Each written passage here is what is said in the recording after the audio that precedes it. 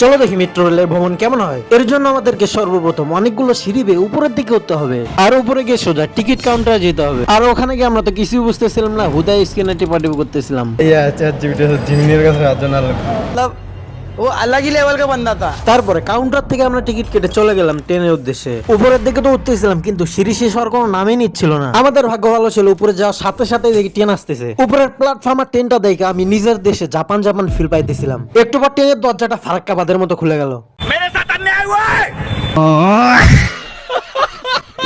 তো ট্রেনের মধ্যে ঢুকে পড়লাম, আর ভিতরে কি যে একটা অবস্থা, উঠে দেখে সবাই হ্যাঙ্গার ধরে দাঁড়িয়ে আছে। আমরা আর কি করবো, তাই আমি আর আমার বন্ধু হ্যাঙ্গার ধরে দাঁড়িয়ে গেলাম। যাক, একটা বিষয় আমার অনেক ভালো লাগলো, ট্রেনের মধ্যে বসে বসে এসির বাতাস ও হেলিকপ্টারে ফিল পাইতেছিলাম। আধা ঘন্টা 30 মিনিট পর আমাদের স্টপ আসতে আমরা নেমে পড়লাম। নিচে নামার সময় একটা সাবস্ক্রাইবার সাথে দেখা হয়ে গেল। আমি তোমার সাবস্ক্রাইবার। নেক্সট ভিডিওর জন্য সাবস্ক্রাইব করো।